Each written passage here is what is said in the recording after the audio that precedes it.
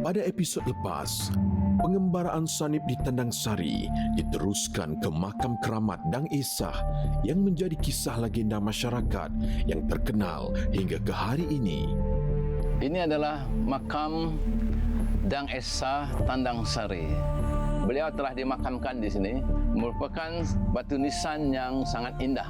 Batu nisan Dang Esah ini mempunyai ciri-ciri batu nisan Kerajaan Aceh serta menjejaki kawasan makam keramat di Undai.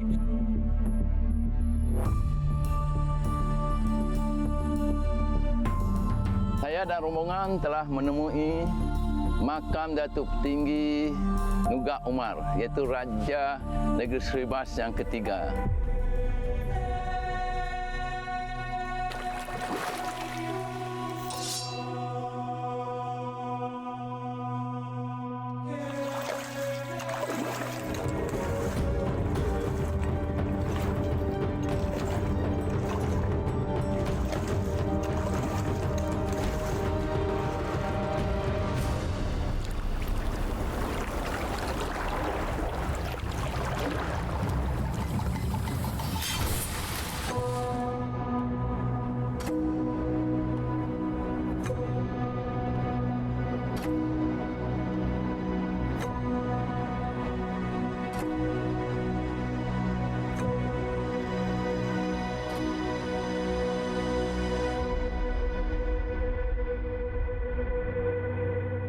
Kesahihan peristiwa ini disokong dengan adanya pedang Janawi. Dikatakan, kewujudan pedang Janawi bukanlah mitos semata-mata. Sanip menyimpan dokumentasi berkenaan pedang Janawi yang direkodkan pada tahun 2016. Pedang ini masih disimpan oleh keturunan waris perabangan yang kini berada di Kuching. Allahyarham Cikgu Abang Zaidi bin Abang Mustafa merupakan mantan kaki tangan Amanah Khairat Yayasan Budaya Melayu Sarawak. Beliau bersama Sanip dalam meneliti pedang Janawi milik keluarga beliau. Pedang Janawi masih kelihatan terpelihara rapi dengan dibungkus menggunakan beberapa helai kain serban dan kain pelikat. Struktur asal pedang Janawi masih kekal asli dengan sarung pedang yang dibaluti kain kuning. Pada asalnya, sarung pedang ini diperbuat dari kayu belian. Pedang Janawi memiliki bilah pedang yang diperbuat dari besi hitam yang dipercayai berasal dari besi larva gunung berapi Kepulauan Sumatera Barat. Asal-usul pedang ini diperoleh dari Kerajaan Minangkabau Pagaruyung beserta di hujung bilah pedang Janawi memiliki 3 cabang mata bilah. Pedang Janawi menjadi artifak tinggalan bersejarah yang sangat penting dan berharga. Pengembaraan Sanip mencari negeri Saribas diteruskan ke kawasan Sepauh menziarahi makam Datuk Patinggi Kedit yang merupakan pewaris keturunan pembesar negeri Saribas.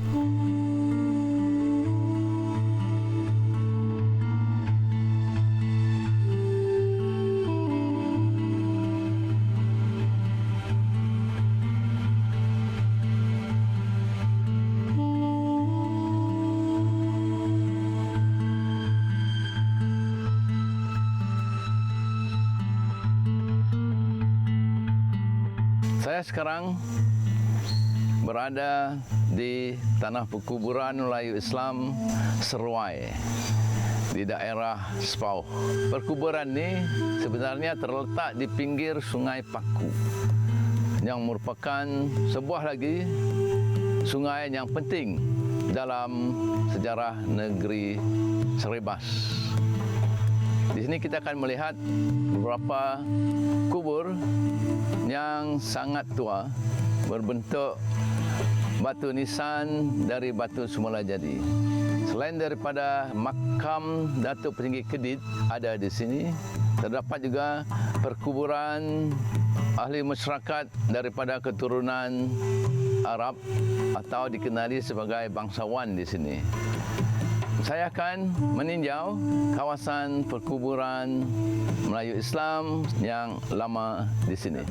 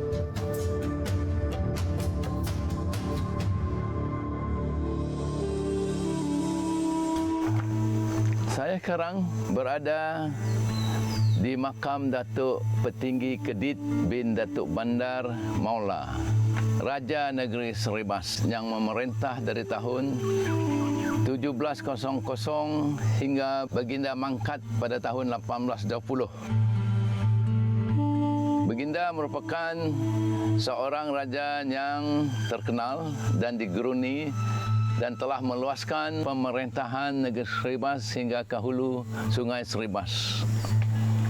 Pada asalnya, batu nisan baginda ialah sebuah kayu yang kini telah diganti penduduk Seribas mengingati keadilan Datuk Petinggi Kedit dalam menjalankan pemerintahannya.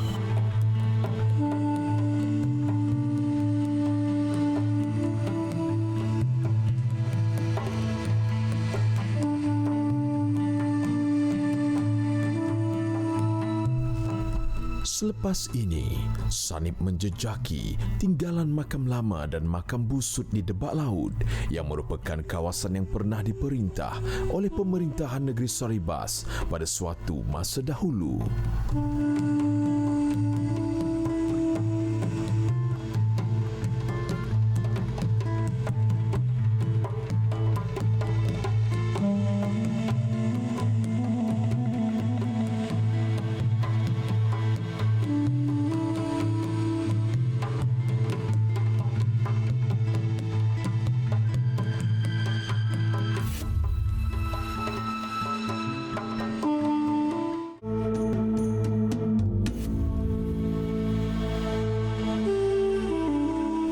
Untuk mencari bukti kewujudan masyarakat lama yang sezaman dengan era pemerintahan negeri Seribas, Sanip meneruskan pengembaraan ke kawasan makam lama di Debak Laut.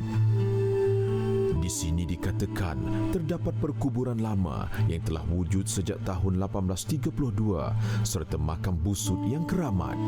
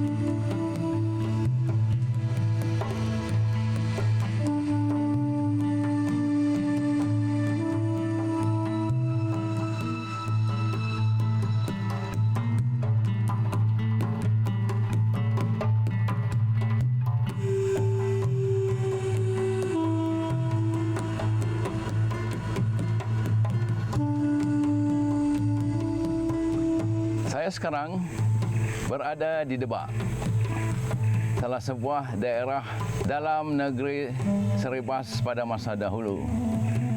Jadi Debak ini mempunyai sejarah yang lama juga sebagai pusat pentadbiran yang penting. Jadi bersama-sama saya, Tuan Haji Ujang daripada Kampung Bungi. Beliau berumur 71 tahun dan beliau biasa dengan makam Debak Laut ini. Jadi Tuan Haji, nampaknya makam di sini agak besar dan lama. Sejak bilakah perkuburan ini digunakan? Perkuburan ini digunakan pada tahun, kalau tak silap lah, tak silap 1832. Okay, Tuan Haji, saya dapati bahawa beberapa batu nisan ini memang lama. Antaranya mereka menggunakan batu asal. Batu asal seperti ini. Batu asal seperti ini, ada ukiran dan sebagainya. Maka mengambil sama ada dari sungai atau daripada bukit dan meletakkannya sebagai batu nisan. Di sini juga kita dapati sekitar perkuburan ini yang dianggap agak lama. Ini menunjukkan bahawa perkuburan lama ini sudah ada pertempatan, ada masyarakat yang tinggal di sini, iaitu masyarakat Melayu yang telah memeluk agama Islam sejak zaman dahulu lagi.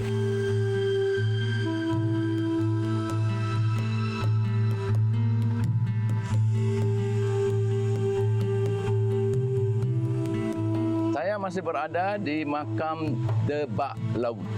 Makam yang ini, sebuah makam ini sangat kelihatan istimewa, mempunyai mungguk, usut dan juga rumah. Jadi mengikut cerita di Debak, pada masa dahulu 2 orang datang berperahu ke Debak dan mereka tidak memperkenalkan diri mereka dan enggan memperkenalkan diri mereka. Pada satu hari, mereka telah berjaya mengubati seorang yang telah dipatuk ular, yang telah terlantar selama 7 hari. Setelah diberi doa dan air, pesakit ini telah sembuh. Dan masyarakat di sini telah menganggap mereka ini seorang yang istimewa. Bila meninggal dunia, diberi gelaran sebuah makam yang terdapat di sini. Jadi antara lain yang istimewa, makam ini terdapat usut yang sangat unik. Mengikut beberapa pandangan, usut ini mengandungi jutaan anak-anak atau semut yang berzikir 24 jam selama-lamanya untuk penghuni kubur ini. Ini mungkinlah adanya keberkahan daripada yang telah berbakti kepada masyarakat di Debak ini. Amnya di Saribas. Dan juga di Saribas.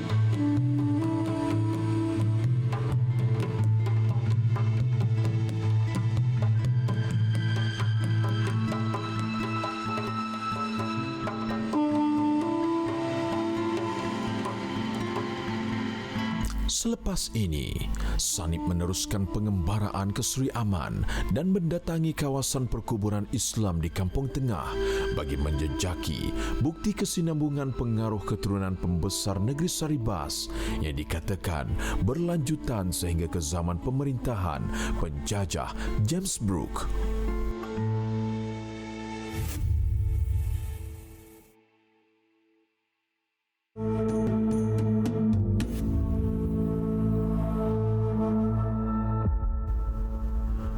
Untuk mengikuti perkembangan akhir negeri Saribas yang dikatakan menyebar keturunannya hingga ke Simanggang atau kini dikenali sebagai Sri Aman, Sanip menuju ke Kampung Tengah yang terletak di Bandar Sri Aman untuk menziarahi makam Abang Aing.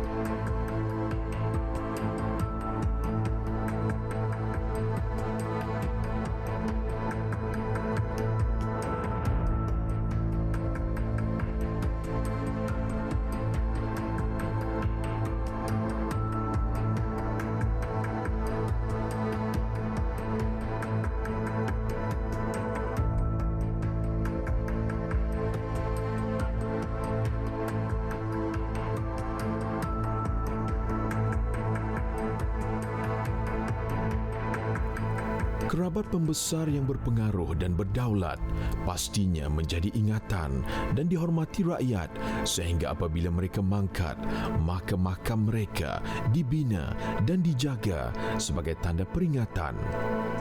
Begitu jugalah yang berlaku kepada waris keturunan Raja Negeri Saribas iaitu Abang Aing yang merupakan cucu Laksmana Amir. Saya masih lagi menjejaki, mencari negeri Saribas yang hilang. Sekarang saya berada di Pekan Semanggang, bahagian Seri Aman, negeri Sarawak. Saya sekarang berdiri di tanah perkuburan Kampung Tengah penduduk Melayu di Semanggang. Di sini terdapat banyak kubur-kubur lama dan di antaranya ialah sebuah kubur yang ada kaitan dengan sejarah negeri Seribas. Ini adalah makam Abang Aing, iaitu cucu Laksmana Abang Amir yang pernah menjadi Raja Negeri Seribas. Jadi dalam lain perkataan, Abang Aing ialah anak kepada Abang Apung yang pernah bertemu dengan Charles Brooke dan pernah berkhidmat dengan Charles Brooke pada tahun 1860. Dan anak Abang Apung ini, iaitu Abang Aing, kemudian berkhidmat dengan pemerintahan penjajahan Brooke sebagai native officer atau NO di Semanggang untuk bahagian Semanggang. Inilah makam beliau yang sangat unik dan besar untuk menunjukkan kewibawaan dan keturunan beliau.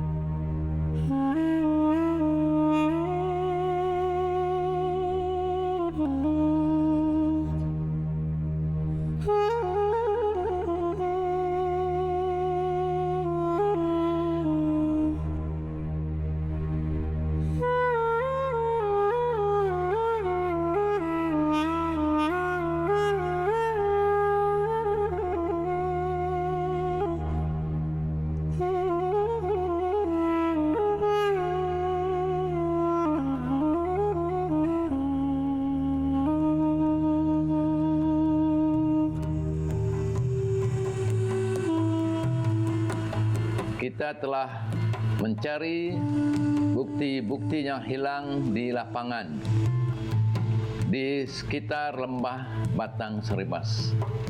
Kita telah menziarahi, menemui makam Pangeran Temenggung Pangeran Kadir,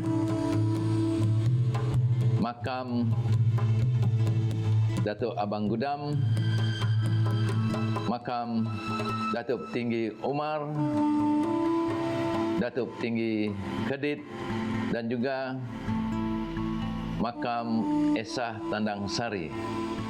Jelaslah bahawa negeri Seribas telah wujud dalam sejarah Sarawak.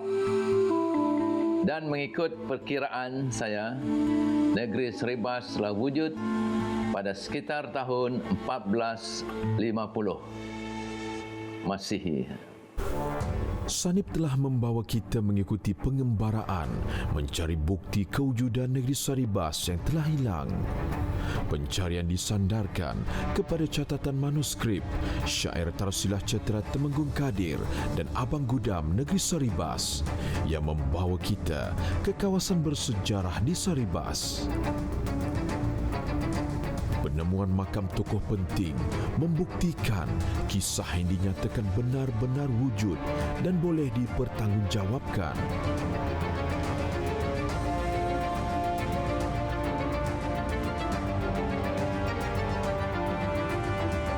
Pengembaraan ini membuka pandangan kita tentang kewujudan tamadun Seribas pada suatu ketika dahulu dan mengenal asal-usul masyarakat di Sarawak.